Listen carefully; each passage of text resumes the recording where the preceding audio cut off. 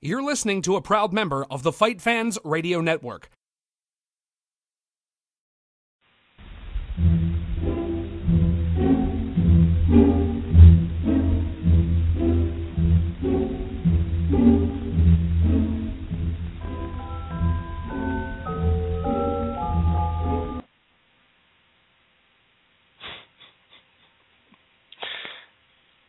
Attaboy, Mike. Yeah, there seems to be an issue here. You're listening to a proud member of the FightFans Radio Network. I'm not very proud right now.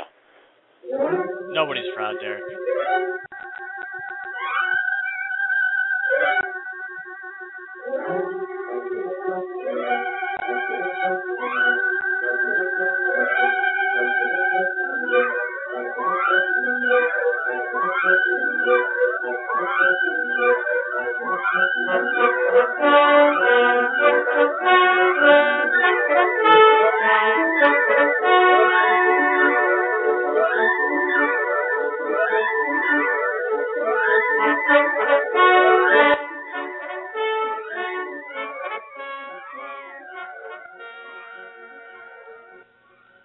Hello, everybody. Welcome to another edition of the Untethered MMA Podcast for July 12th, 2012. It's a special edition since we're on Blog Talk Radio, and if you didn't hear, that was a nice little mix-up on the producer soundboard end on the back end by me, although I think part of it also was Blog Talk Radio's fault, so fuck them. With me today... I'm kind of wondering why you have the Nutcracker theme just on your soundboard, just hanging out waiting to be applied to stuff.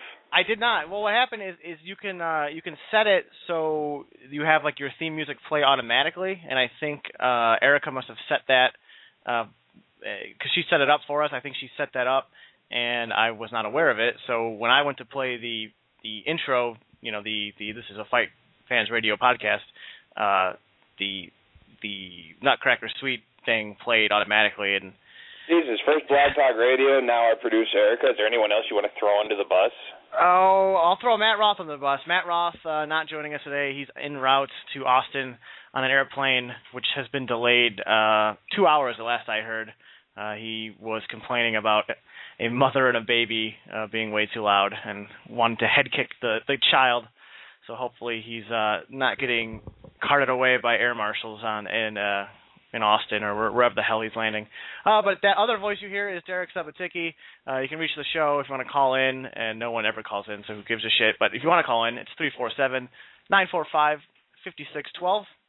You want to reach us on Twitter, you can do so at It's Mike Fagan to get to me, at FightLinker Subo to get to Derek. And if you want to find out if Matt Roth ended up committing some sort of a child abuse, you can hit him up at MattRoth512.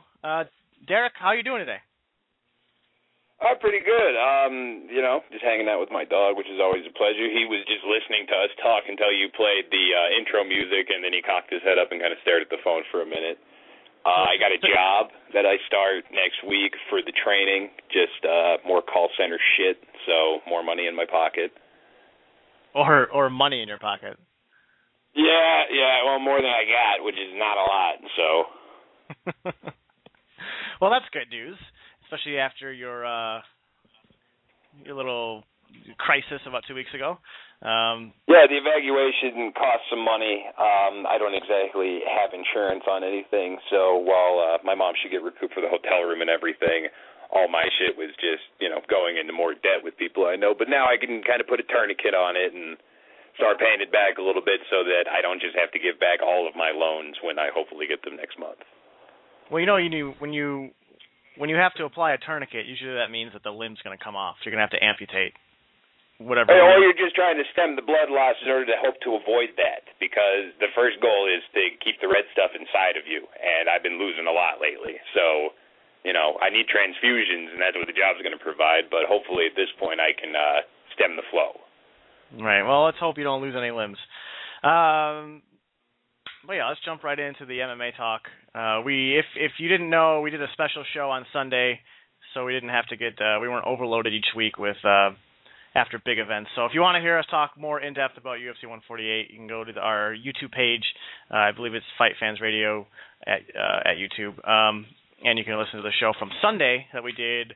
And I believe also my father was called in on that show. So if you want to hear me talk to my dad, which is always fun, listen to that one. But last night, I didn't see much of the show. I was doing some fighting myself, doing some jiu-jitsu training. So I only caught the main event. I caught the end of it, and then I rewatched it this morning. But let's get your thoughts on the main event, Derek. Chris Weidman pretty much just running a train on Mark Munoz last night. Chris Weidman, I think, surprised everybody, and he hasn't. I've never had a fighter where, like, the last 3 or 4 times I've seen him, he exceeded my expectations. Every single time I've seen him, even when on the undefeated streak like he is on. I think that I thought he would beat Damian Maia, but I didn't think that it would be that wide of a factor. I thought that Munoz was going to win this fight, but I thought that it would be competitive and probably go the distance. Instead, you saw Weidman probably being the biggest middleweight on the planet as far as his rumored walk-around weight and the size of his weight cut and how quickly he did it for the Maia fight. With a full camp behind him, he's cutting down from above 210 pounds from every report that I've heard. And I don't know a lot of other guys that can do that reliably to, 185. His wrestling was just levels beyond a former national champion from Oklahoma State, which is nothing to sneeze at in Mark Munoz. I know his MMA wrestling isn't what it should be and never has been, but he still had legit credentials, and Weidman made it look like he'd never been in a grappling session before.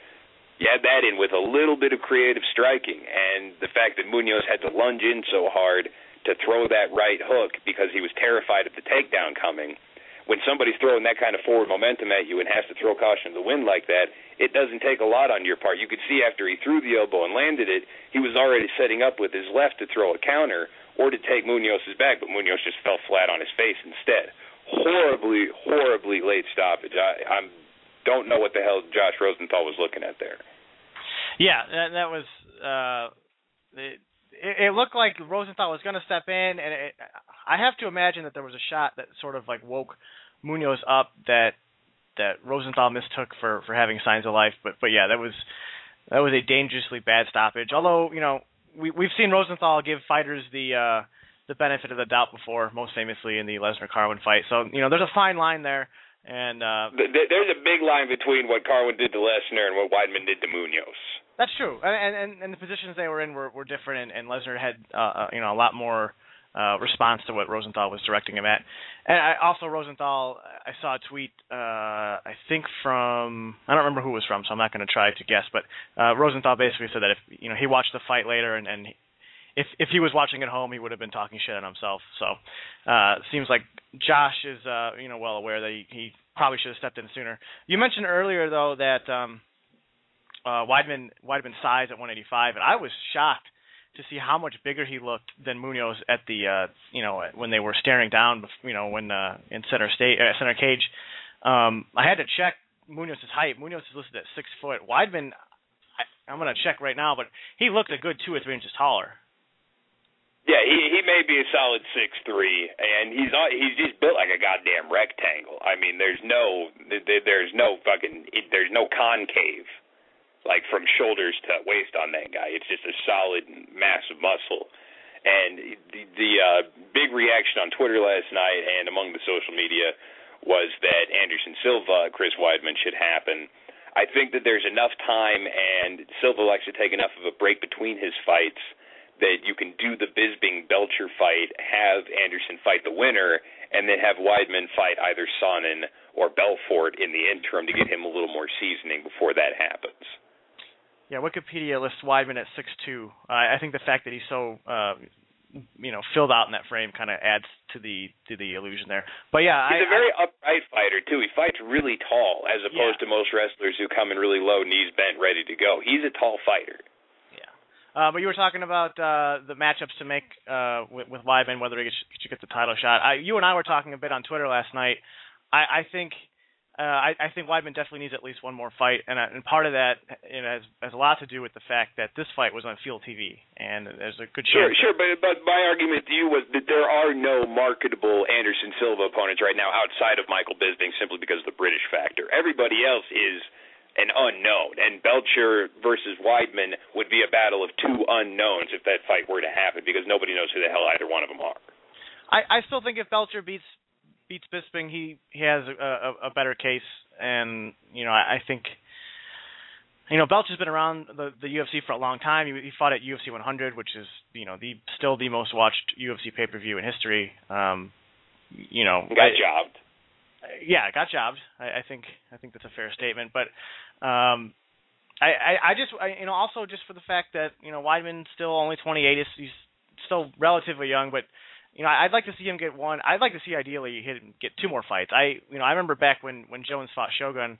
I was hoping that Jones got another fight in the interim there. Obviously, it doesn't turn out that he needed it, and maybe that's the case with Weidman as well. But I think he definitely needs one more kind of high-profile fight. He did fight on Fox earlier this year, so it's not like he's been completely buried on small-time shows. But I think you want him to beat another another guy at 185 who's a name, who's a top 10 guy, and can kind of lead him into a big title fight against Anderson Silva.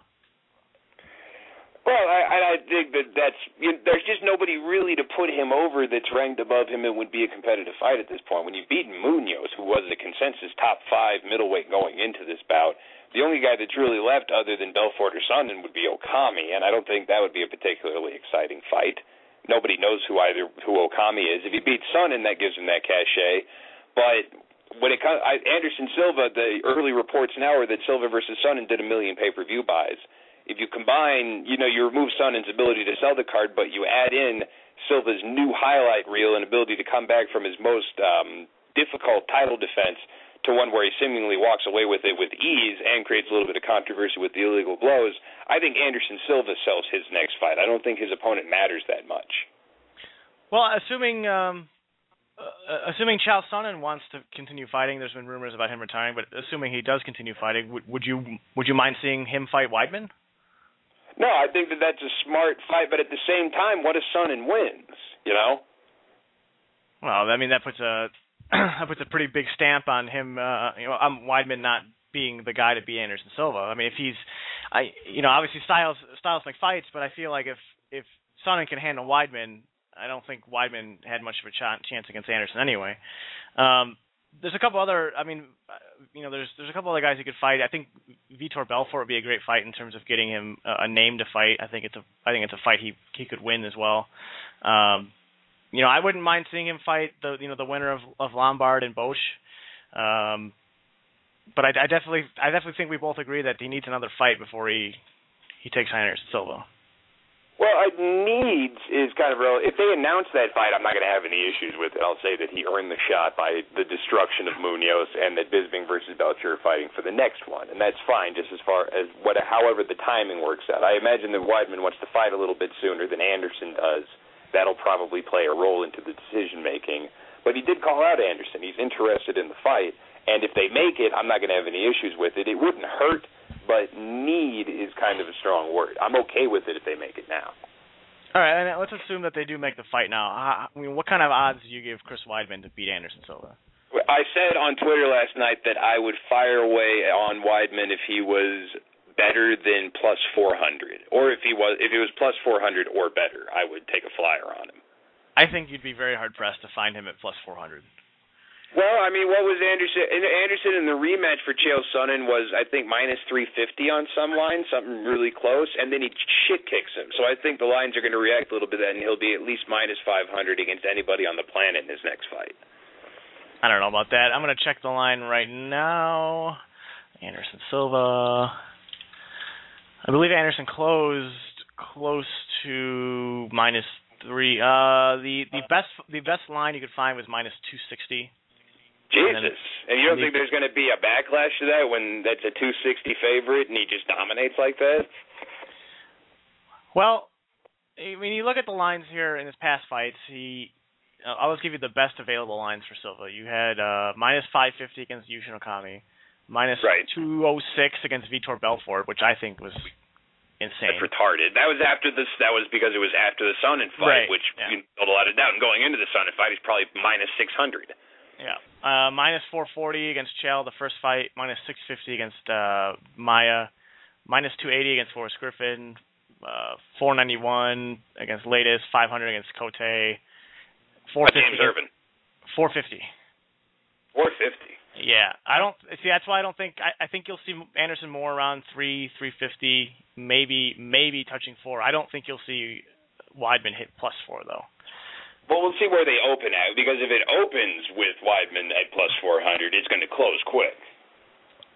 Yeah, I would agree that it's going to get bet down if it would open that high. I would imagine though, you'd see Anderson open up more around 350. I think that's.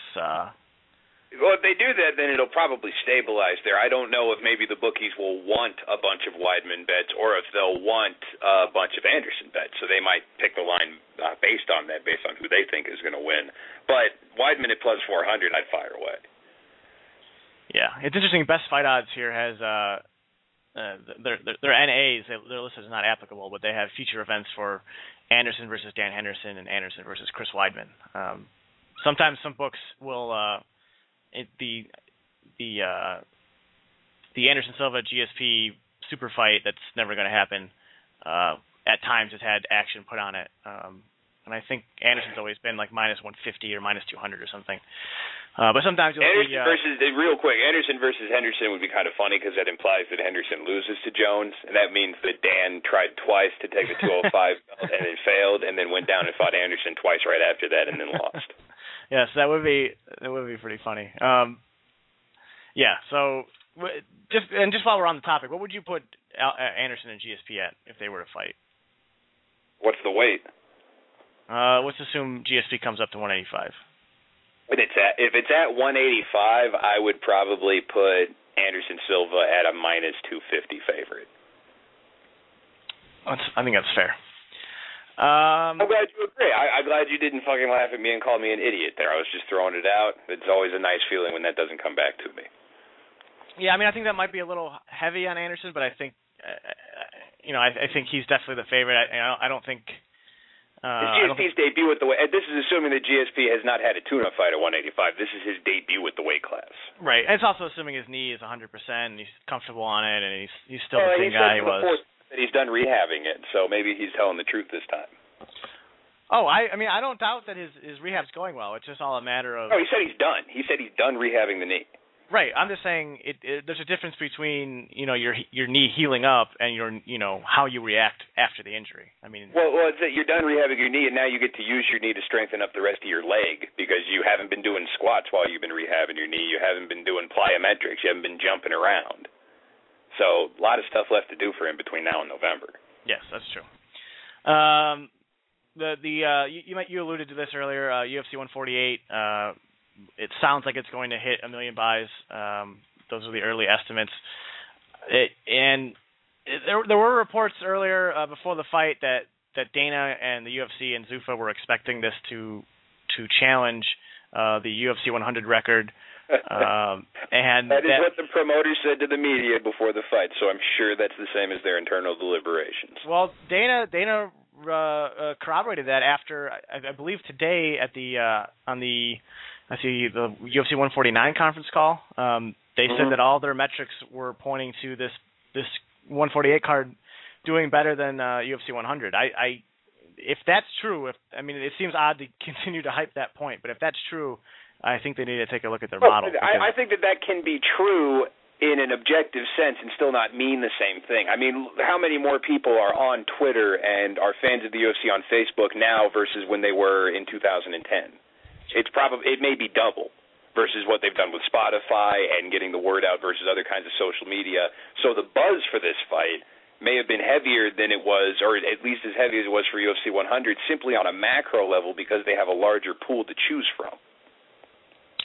Right, that's what I'm saying, though. I mean, I imagine I would. Do they measure that by like saturation, like the percentage of Twitter's viewers or Twitter users, or percentage of tweets that have the hashtag, or is it just the sheer number of them?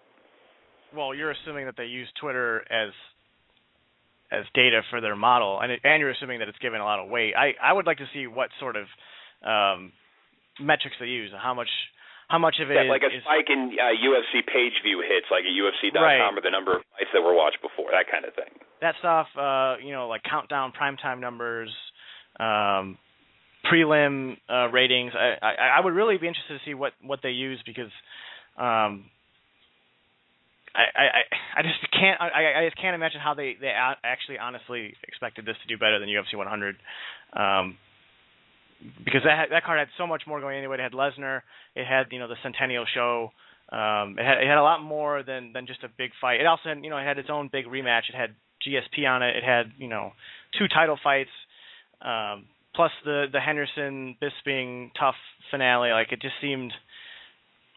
I think that's when you get into the argument and the thought of what exactly good does stacking cards do. Are there people out there that look at a card and say, well, it's got Lesnar, Mir, and GSP, defending his title. I don't really want to buy it. But if they put Bisping and Henderson on there, I'll buy that son of a bitch. Like, how many fans are there out there really making that calculation about the third card of the fight? Apparently at 1.6 million, we're into it at UFC 100.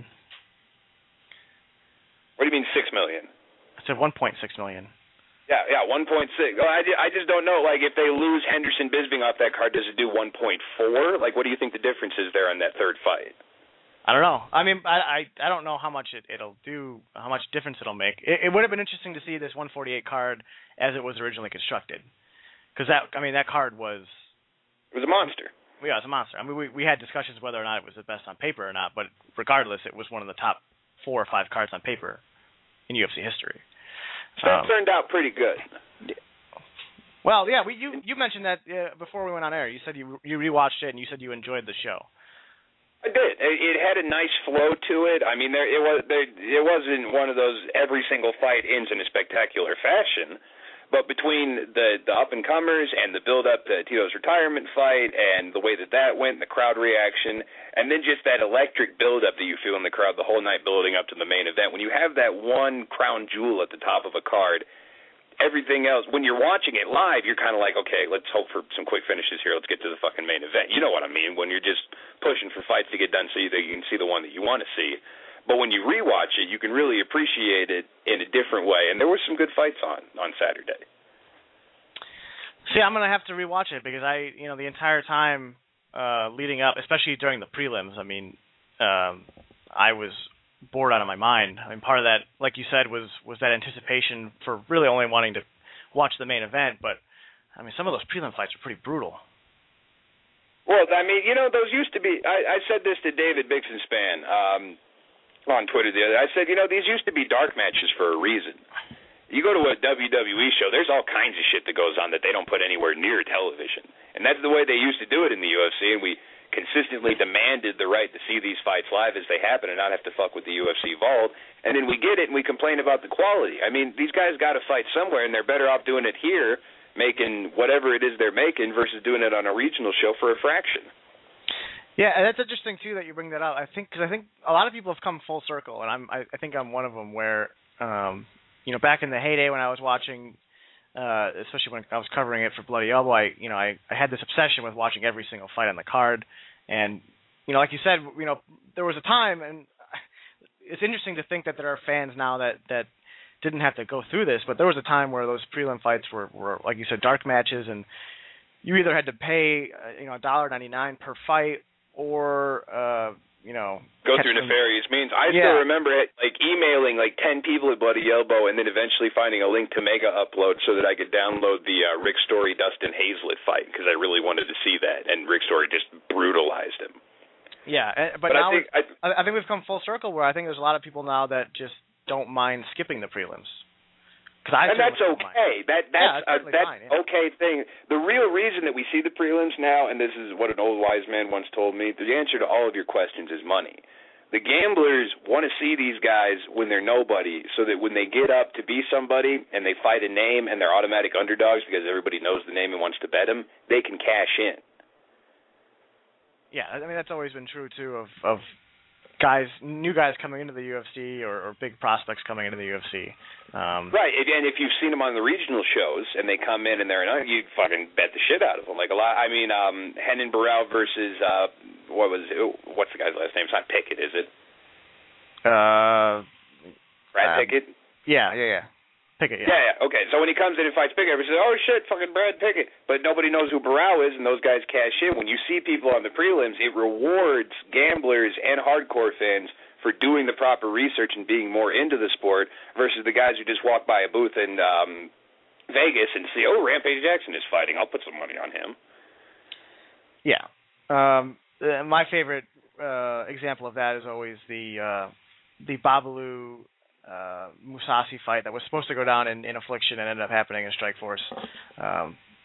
Musashi. Yeah, that was a really close line, and that was ridiculous. Well, it opened up at plus 200 for Musashi, and then by the time that the fight got called off in Affliction, it had reversed where Guard was almost a minus 200 favorite, and then of course when they canceled the fight for Affliction, all the sports books canceled the bets, and then when they re-put the fight on in Strikeforce a couple weeks later, they opened up the line where it had closed. So I still bet it was a little more than a couple of weeks, wasn't it? That fight happened. It was like a week later. It was shortly after, but that was probably my biggest bad beat was losing that line. But I remember when that line opened, I just jumped on it and just unloaded on it. We got still hate Josh Barnett for sinking that card. That Affliction card was going to be so awesome. And it's funny though, if it went off, you would have called it the worst thing ever. No, I bought both Affliction cards. I was going to buy the third one. My fervent UFC fandom, I made that, I had that debate with myself, do I really want to support this bullshit upstart piece of crap organization? But they had really good fights, so I bought the cards. Well, there it is, folks. Derek Sobazicki, Affliction fan.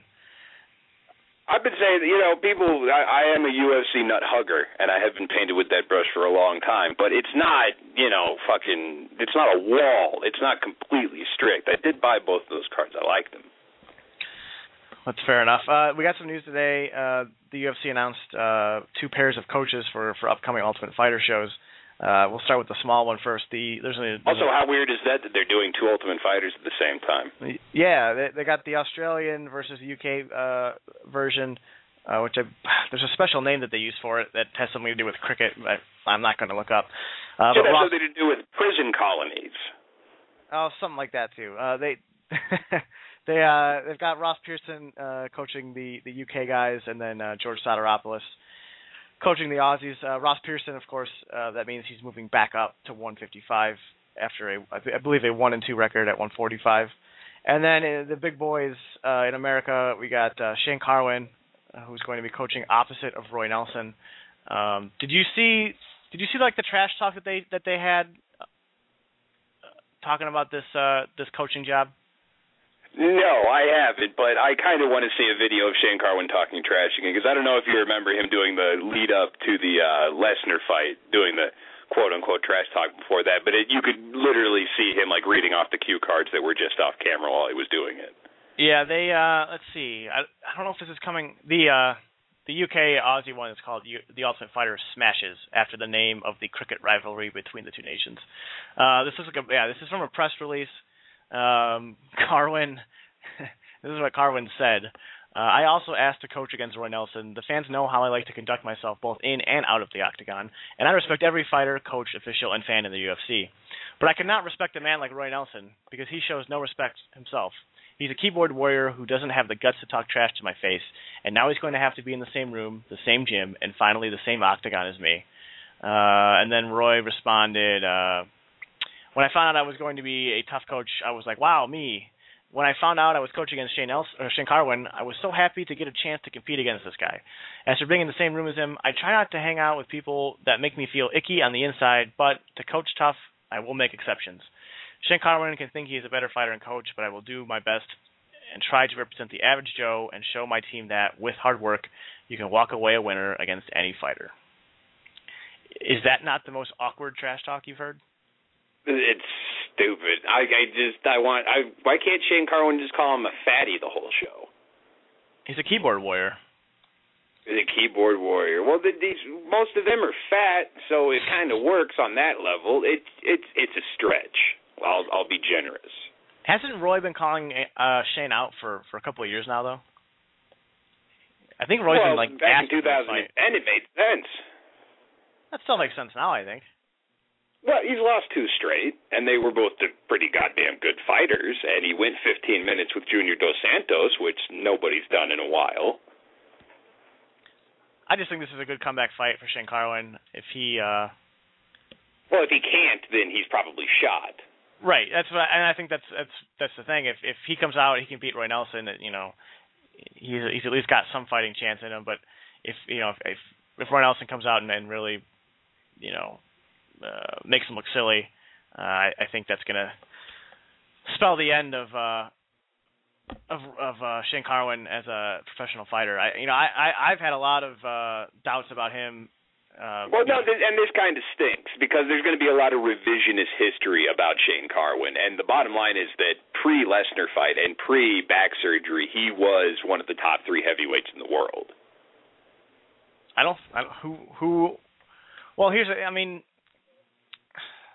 It's really, he's going to be a really interesting case to look back on because you look at his record, his first 10 fights were against Cans. I mean, he fought Neil Wayne, Christian Wellich, Sherman Pendergrast, Rex Rich, a bunch of other names that you've never heard of. And then I love Rex Rich. He was one of my favorite NFL turned MMA fighters that never happened. Then he beats Gonzaga. He beats Frank Mir. So those are his 2 best wins. And then he loses to Lesnar and Dos Santos. If he loses to Nelson, he's going to have a really weird career arc. And the fact that he started it is a weird career arc, but he hit his peak at about 36 years old. He got into the game really late. He maintained a full-time job as an engineer throughout his entire MMA career, still has it. And again, if you beat Frank Mir in the years 2008 to 2012, pretty goddamn good heavyweight. I'm trying to think of another example of a guy from another sport, but he obviously was one of the top 3 heavyweights at one time, but he had no. Assuming he, even if he beats Nelson, assuming he doesn't do much past that. He never had that long sustained period of dominance. No, I think that's a large factor due to age and the injuries as well if he doesn't come back and do anything. But right now, his 2 losses in his career are to the former heavyweight champion and champion at the time, and the guy is the champion right now.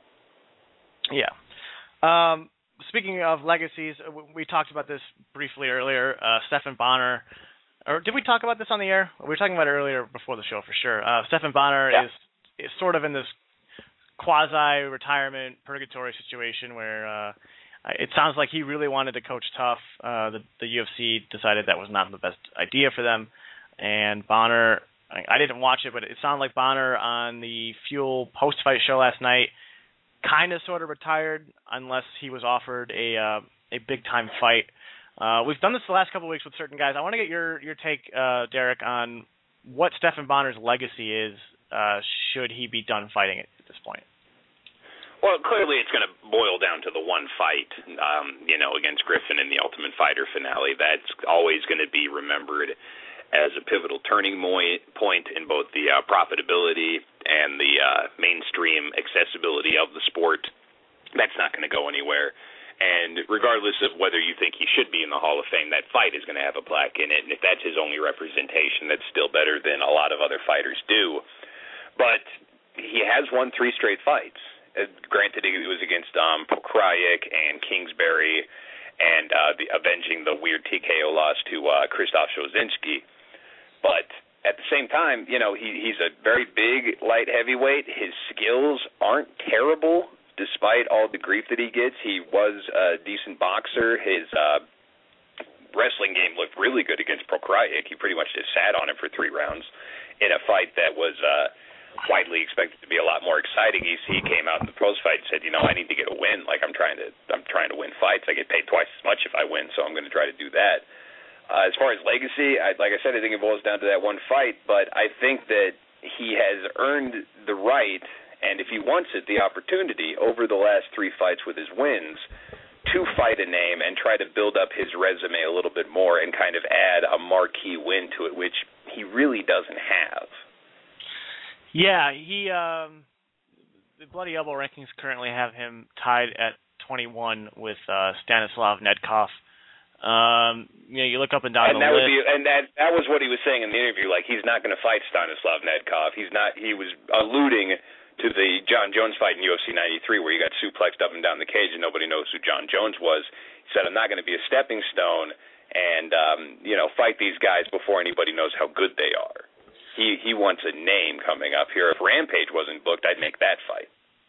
Yeah, well, you look down at the list. We'll go through the list here real quick. Obviously, John Jones, Dan Henderson, not going to happen. I mean, maybe they can make a match with Henderson after Jones probably destroys him. Rashad Evans, Rashad's not going to want that fight. Shogun's not going to want that fight. Machida, probably not going to want that fight. Phil Davis, Gustafsson. Ryan Bader is probably the one name on this list that makes the most sense to me. And then you get Rampage, Little Nogueira, Forrest. Obviously, there's the possible trilogy there. And then Tito, obviously retired. Thiago Silva, Vladimir Matyushenko, Glover Teixeira, who's booked, and Ryan Geno. And then after of the names that you mentioned, I like the sound of Little Nog. I don't think that he's booked against anybody, and I think that that's a sufficient name where if he wins, then maybe somebody who wouldn't currently consider fighting Stephan Bonner will at least think about it. But logically, I think the most intriguing matchup would be the loser of Bader-Machida. Yeah, which I would assume would be Ryan Bader. I don't know about that. I think that's a really even fight. You want to talk about styles make fights. You think Bader's got a good shot against Machida? I do. I think that when we were having the discussion a few weeks ago about Vera headlining, I said one of the reasons that I was okay with Vera getting that shot is I didn't want them to break up Bader-Machida in order to make Shogun Machida 3. I want to see that fight, but I also think that Bader-Machida is really interesting. In what sense is that interesting? Bader can take him down, and no, Bader, he can't. Yes, he can. No, Machida he cannot. doesn't have this world-ending takedown defense. Nobody's really tried to shoot on Machida consistently, and the last time somebody did, Rampage took him down. I don't remember Rampage taking him down. I do, at least in the second round. I think Rampage did take him down at least during a scramble. But bottom line is that and Bader's not a guy that likes to fight at distance. He's not going to stand and let Machida paw at him with that left forever and ever and hit him with kicks. He's going to try to get inside. And I don't know about Machida's knockout power from close range. So I think I could definitely see Bader taking away 2 out of 3 rounds. I'm looking at Machida's fight card on FightMetric. He's got an 80% takedown defense. Trying to look at fights he's gotten taken down. He got taken down by John Jones. He got taken down once by Jackson. Yep. Yes, he did, goddammit. And Nakamura took him down twice. I don't know how that happened. It happened because fucking nobody shoots on him and he doesn't have great takedown defense. He has sumo moves, he has little trips. It's mostly about using your momentum against you, but as far as just stuffing a takedown, not his strong suit. Like Tito didn't shoot at him. That was retarded. I'm looking at this is kind of interesting. There's a FightMetric record for Machida's fight with Kengo Watanabe from the New Japan Pro Wrestling card back in 2003. So that means that they must have found tape for that fight, which is interesting, and they must have scored it too because they have numbers for it. Now I think you're fucking crazy. Made it up. I think you're crazy, Derek. I don't think Brian Bader stands much of a chance. I don't think he's got the explosion that he needs or the footwork to make up for that lack of explosion that is going to be able to overwhelm Machida. I think it's going to look a lot like the Machida Tito Ortiz fight. I think you're going to see. I don't know. I think that Bader kind of catches a bad rap because of Ortiz. That was a fluky night. I think that everybody gets an off night. The only people that don't have off nights are undefeated guys like fucking Weidman and Jones, and they're due to have one at some point. That was his, and his only other loss is to the best light heavyweight anybody's ever seen. So I'm not ready to bury Bader just yet.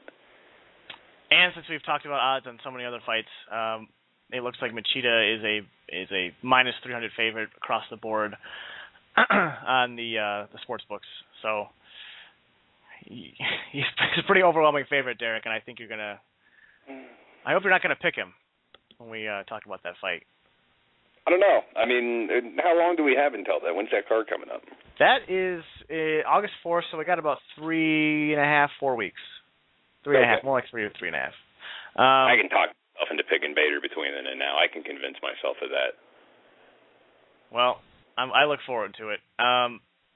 There was after UFC 148, there was some talk about Anderson Silva fighting Jon Jones. A lot of that has to do with the fact that there really isn't a worthwhile fight at middleweight right now, at least a big money fight.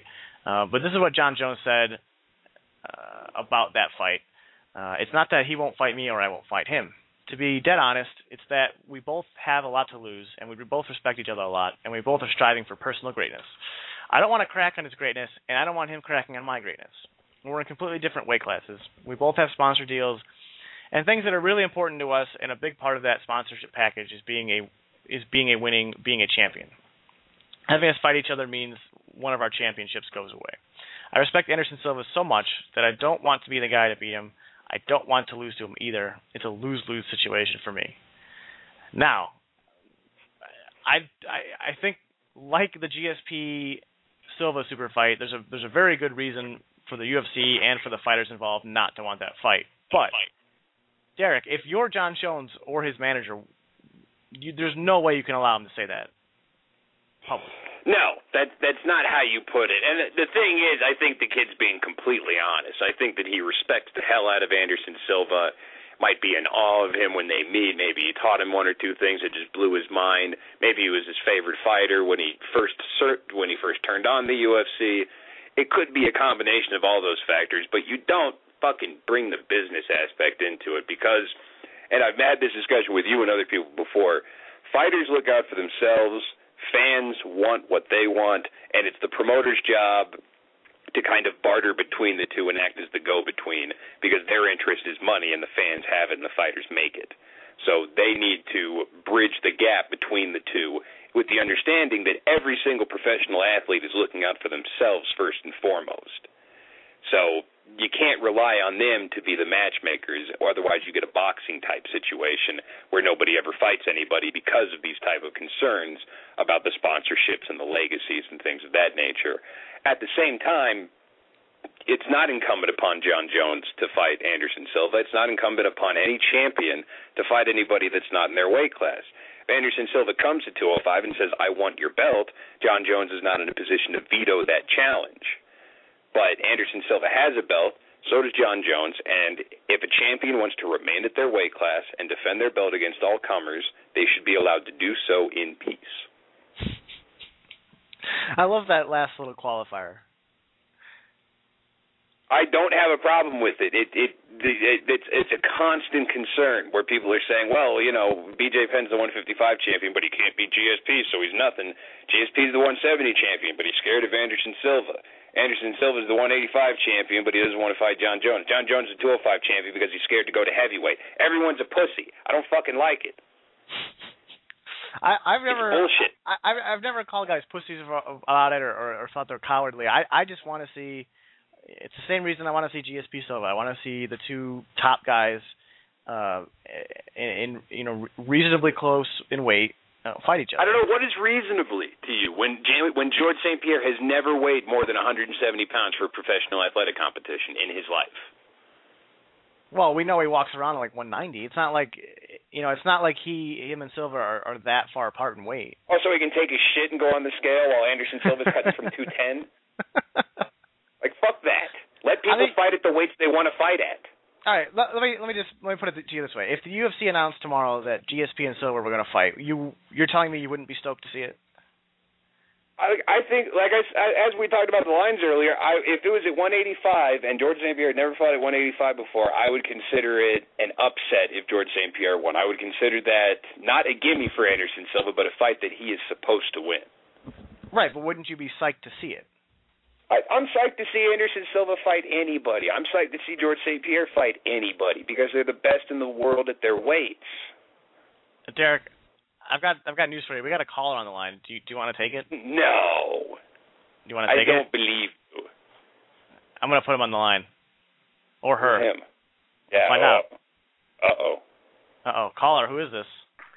Who is this? Oh, snap, son. What's up, man? What's up, Subo? Yo. Can you hear me? I can hear you. Yeah, I can. Who the hell are you? It's Geno, man. What's up? Oh, what's up, Mrosko? How you doing, buddy? What's going on, guys? I originally called in and got put on the queue like fucking 5, 6, 7 minutes ago, and you already went way past the topic I had in mind. It was 9 minutes. Oh, shit. Bring it back, son. Yeah, bring it back. Bring it back. When you were talking about Bonner, and fuck, you're on to way more interesting topics now, but when you said that he brought up what he's going to do next after Dana completely took a fat dump on him in the interview with Helwani while he was sitting at the desk, you said he wanted a big name fight. That's not technically how he put it. How he put it was, to me, pretty fucked up, and I wanted to hear your opinions on it, and I was hoping you'd bring it up yourselves, but you didn't. He said, I want not just a big name fight, I want to fight against a guy who has a lot of Twitter followers. Those were his exact words. I'd like to fight a guy who has a lot of followers on Twitter, and if he doesn't, I'm not interested. So I was hoping. He literally said that, and I was like, did this fucking guy just say on live TV, if I fight a guy, I need to check his Twitter to make sure he's got enough followers, and if he doesn't, gonna have to shoot Dana a no. Well, God damn it. What's the baseline for him then? Huh? He did. That's the other thing. He didn't say like what's the like Anderson Silva has like 2.2 million, but like Forrest Griffin has like what 500,000. I guess that's enough. But like I don't know, like someone like Ryan Bader, he's probably only got what like 80,000. Is that too few? Yeah, I don't know. Hold on, I'm typing to my friend here. This is embarrassing and bad radio. All right, sorry. Yes, it is. You should be looking up Twitter stats right now. But really what this is, and you probably already know this, Geno, is it's just a distillation of what prize fighters have been doing for decades, which is, if this guy can't make me money, then I'll fight somebody who can. And I think that's Bonner's kind of view on it right now, especially like we were talking about. He's got a 3-fight winning streak. His place in the Hall of Fame isn't exactly secure outside of a plaque for the fight against Forrest. And now that he's been denied the chance to go to the Ultimate Fighter, he's looking to maximize what earning potential he has left. And he feels like he's earned a fight against a bigger name than he's probably being offered right now. I feel like it's this thing where it's another instance of like Twitter is being taken entirely too far as far as a measuring stick for anything. Something trends on Twitter, then we're being told by basically everybody it's supposed to be a big deal. When is it really? And now he's going, well, that's for me to fight. Like he's literally the decision for him to retire or not to retire is on whether or not someone has a lot of followers on Twitter. Like that fucks with me. Like I don't know how to take that. Like he's saying, like he literally said these words, and he got emotional. In between getting emotional and almost crying that his career would be over, he said, Twitter followers. If you got a lot, let's put a fight together. Like, are you serious? Like, is this the next evolution of trying to get more followers on Twitter, fighting inside the octagon? What the fuck? And I was hoping you guys would talk about it, and you didn't. I'm like, I'm fucking calling in. I got to get some opinions on this. Well, like I said, I didn't watch the show last night, so I didn't actually know the exact quote. But speaking of Twitter, Geno, you had a little bit of a cryptic tweet yesterday, and I don't want you to get into specifics if you don't want to, but are you retiring from Twitter? I'm not retiring. I'm just I'm kind of surprised I even called in for this because I don't you guys are the only podcast I listen to outside of my own, but I might even be putting my own on a hiatus. Like I'll still be writing for Mania and Cage Side and stuff. I just I got some fucking turmoil going on in my personal life, and I'm not there's a lot of shit going on that I like you said I can't get into it, but I just don't want to like the Geno time thing, like I was talking with Sergio about my co-host. I was like, we all kind of poke fun, and I get really pissed off about stuff and lose my shit and then gain 10 followers because people like to watch someone lose their shit. But like in situations like this, if I lose my shit, it goes way too far, and that's prone to happen because everything pisses me off. So I need to back away. Like I still get on, but it's not. I need to step back. Like my personal turmoil is not as bad as like Subo being, almost burned to death in a fire. But or like I'm not being Brent taking his mom to get surgery on her brain. Almost as bad as that, but not Okay. It's not life or death, but it's bad enough for me to be like stop guessing what it is, Mike. What the fuck is wrong with you? I was not guessing, motherfucker. He's like, I need some. It's not like Brookhouse surgery bad, so that rules out life and death. Okay. Yeah, no, it's like I'm not gonna die, and no one around me is gonna die, but it's just enough shit, and I know how I am enough to if I get on Twitter and I get on a roll, it'll get bad. Yeah. So. Yeah. Well, thanks for calling in, Geno. And if you guys, if you don't put the podcast on hold, I would like to come on again because I had a lot of fun when I came on. Yeah, definitely, man. If we, like I said, if we don't, well, and the ratings dropped a little bit. We had you on, and they got up, and then we didn't have you on, and then they went back down a little bit. So, well, as soon as it comes back, yeah, you might be the first one we bring on. And we can talk about all the stuff that got cut off of our original conversation. Yeah, definitely. All right, guys. Appreciate you letting me call in. Thanks, Geno. Absolutely. See ya. It's Geno Mrosko. I believe he's titled as the managing editor at MMA Mania, or he is an editor over there. He also runs cage side seats at SB Nation. Good dude. What were we talking about? We were talking about Jon Jones. Jon Jones fighting Anderson Silva, all that garbage.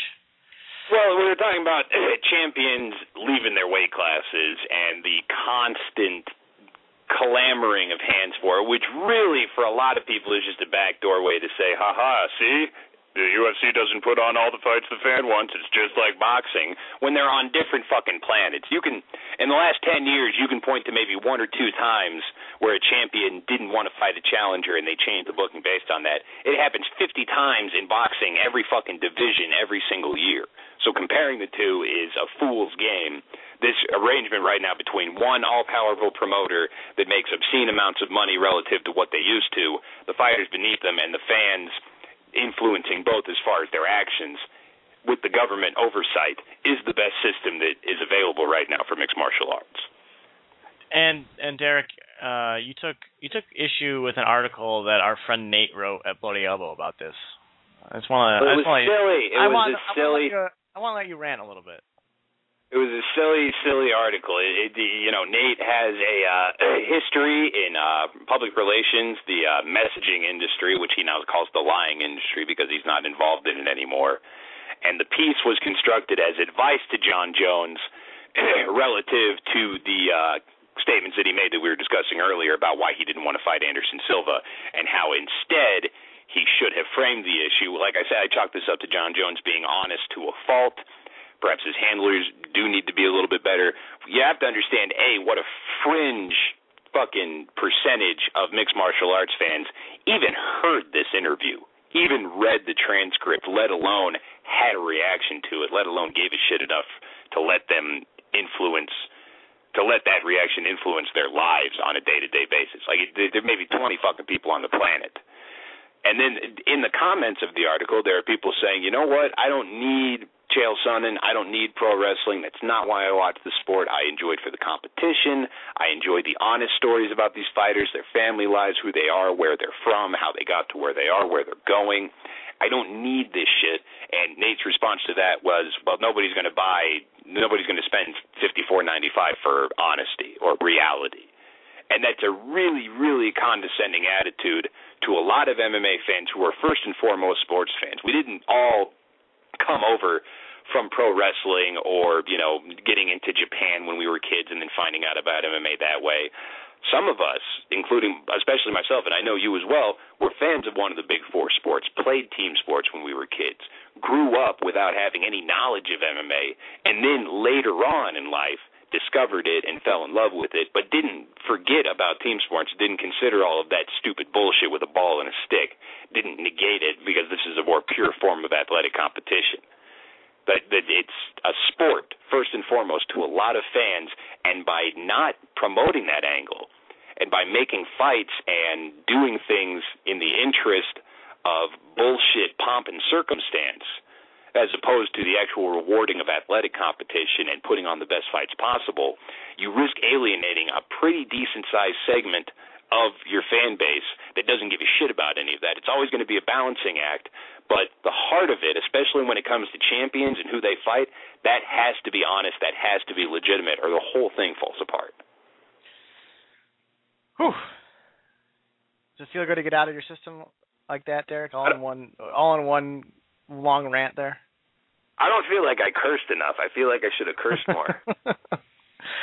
I got one more MMA topic, and then there's another thing I wanted to get your thoughts on. But it looks like Rampage's last fight in the UFC will be against Glover Teixeira. Glover Teixeira of not fighting Shogun fame. retiring Kyle Kingsbury fame, perhaps. Yeah, I think this is it's an interesting fight in terms of matchmaking. I think the reasoning is there. The UFC obviously wants Teixeira to beat Rampage on his way out. But my concern is, I think Teixeira is probably going to be the favorite going in, but I don't think it's going to be so overwhelming that Rampage is completely at loss to win here. But it's going to look really bad if Rampage goes out and does beat Glover Teixeira.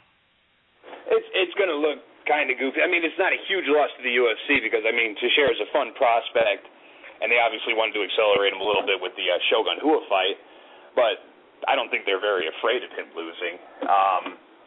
They could have done – they're not exactly doing what they did with Keith Jardine. They basically didn't give him a fight for over a year when it was clear he wasn't going to – who am I thinking of? Arlovsky. When it was clear that Arlovsky wasn't going to re-sign, they basically benched him for about a year, and then they stuck him on the undercard versus Jake O'Brien, which is, maybe you get wrestled to death, and if not, nobody cared because you beat Jake O'Brien. This is a fight where if Rampage wins – A, it's going to be seen by people because it'll be on the main card. B, he can hope to parlay that victory into a contract. Arlovsky got lucky that Affliction was desperate for Fedor opponents, so he made something on the order of $1 million for that fight. But if Rampage can beat Teixeira, it means a lot more than beating Jake O'Brien, and he can parlay that into something perhaps with Bellator. Or maybe, and I suggested this to Dave Walsh last week, he can go over to TNA and Bellator and relive the Harlem Heat with King Mo. Harlem Heat 3000? Goddamn right. The taller one, whoever's taller has to be Booker T. I don't know who's taller between the two. Yeah, that's gonna be. I would imagine it's gonna be Rampage, but it's gonna be close. One last thing I wanted to get your thoughts on. Did you read at all about this Daniel Tosh rape joke thing?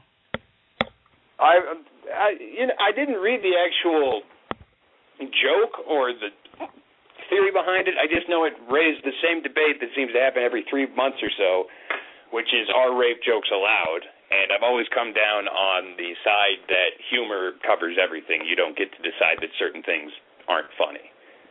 Well, to give you kind of a summarized version of what happened, I guess these two, I think it's two girls went to a club.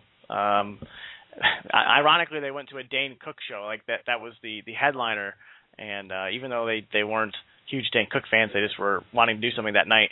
So I guess Tosh takes the stage after Cook. I don't know if he, just talked to the owner and it wanted some time or what happened, but Tosh goes on, starts talking about how rape jokes are funny, how anything can be funny, and this woman decides to yell out and heckle, actually rape jokes are never funny. And then at that point, Tosh just went at her, and I think he said, I'll quote the article here. After I called out to him, Tosh paused for a moment. Then he says, wouldn't it be funny if that girl got raped by, 5 guys right now? Right now. What if a bunch of guys just raped her? And then she, at that point, left and talked to management and asked for a refund or some shit. They gave her comp tickets, whatever. My thing about it is that if you're going to heckle at a comedy show, you're pretty much engaging or entering a social contract that says, you, Mr. Comedian, you can say whatever the hell you want to me because I am going to interrupt your show. When you pay a ticket to see a comedian, you are giving him the implicit right to say whatever the hell he wants. You're paying to watch him talk. You're not paying to have him tell jokes about things you like. Yeah, and there's actually there was a clip from Louis, I believe season 2, where it kind of got into the situation. There's a scene where he's doing his stand up, and a woman is heckling him, and he just says some of the nastiest shit. Yes, he calls her a cunt over and over again, and he says that fell out of your mother's cunt. Yeah, I think the initial joke he made something like, "You're lucky that your mom raped that homeless Mexican dude and got herself pregnant or something." I want to sue. She said I could sue you, and he said, "You know who I want to sue? Everyone working at the hospital that you were born at." Right. And then there's a scene after that where they're outside the club and the woman confronts him and basically says, how could you possibly do that? I'm a good person. And Louis kind of breaks it down in the sense of, this, that time on stage is my time, and that's, some of the best time of my life, and you take that away when you heckle. and I'm not going to defend what Tosh said. I whatever. I'm not offended by it, and I think if you are offended, I think that's well within your right. I mean, obviously, it's a pretty sure. it's fucking. It's not a nice thing to say. Yeah, my thing about it too, though, is that comedians every night across this country will tell people basically to fuck off and die, and tell them in extremely vivid detail how they should die, which apparently is okay, but rape is where the line gets crossed. And I'm not trying to say that, it's like I said, I don't think it's a nice thing, and I think anyone is well within the right to be offended about it. But my thing is that if you were that upset about what he had said prior to that, you should have gotten up and left and not said anything. You're not entitled to a voice at a show. It's a philosophical debate when it comes to comedy. Like, what could be less funny than rape? Okay, you think about it for a few seconds and you think, well, I don't know, the Holocaust. But Sarah Silverman has some Holocaust jokes that will make you laugh your ass off. Well, and that's the other thing too is Louis C.K. told some pretty tasteless Sandusky jokes on Jay Leno's show no more than 3 weeks ago, and I don't remember. Oh, that's fantastic. I don't remember hearing the same sort of outrage. The joke pretty much that I remember, and he kind of went on a little bit. It wasn't just like a one-liner, but he was basically saying, how could Penn State how could they have been so good during those years with Sandusky busy raping all those kids? Like, that was basically the joke, which is pretty offensive and pretty touching on a pretty. Well, it's a play on the fact that Jesus. It seems like the guy was pretty fucking busy. Like, this wasn't a weekend thing for him. Right. Exactly. And the report that came out today, Louis Freeh is like historically full of shit. He was a really bad director of the FBI, involved in a lot of cover-ups. But this report, the way that they just fucking excoriated Paterno, fuck his whole family, by the way, for trying to defend the ghost of that piece of shit. He's burning in hell right now. Well, come on now, there ain't no hell. If there was one, hypothetically speaking. Yeah. Did you see there was it was on Deadspin. It was talking about how the Second Mile, the charity, knew something in 1998 but didn't do anything, and then they had an image. So did the school. What was that? So did the school. The school knew too. 98 is when the school knew way more. I think the Second Mile knew a little less than they did, and then it's up to debate how much they knew after that. But anyway, they knew something had happened. But in I think it was their 2003 issue of their annual magazine or whatever, they had a picture of Jerry in a pool playing pool volleyball or something with a kid, and it's like I've read a ton of that shit, and a lot of it's really disturbing. But for some reason, that photo was extremely disturbing to me. Go read some snippets from his autobiography, which is coincidentally called Touched. Right. Touched, the Jerry Sandusky story. Yeah, the most inappropriately named autobiography in history. He talks about how much he loves smiling and goofing around with kids and how good they make him feel. One of the best Onion stories ever was Jerry Sandusky at Joe Paterno's funeral, talking about how he could never be the man he became without Joe Paterno. Yes, that was inspired. Brilliantly written. Yes, inspired and brilliant. Derek, do you have anything else you want to talk about? Because I'm at the end of my rope here. You didn't even give me a rundown for the show, so I don't know if we missed anything, if there's anything else you got on the list. I've just been winging it this whole time. No, we hit it all. All right, cool. Well, fuck it. Hit the music. I got it playing, son. All right, Derek. Since this cuts us off at the end, I will talk to you next week, my friend. Sounds like a plan, brother. All right. See you guys all next week. Thanks for listening. Thanks for calling, Geno.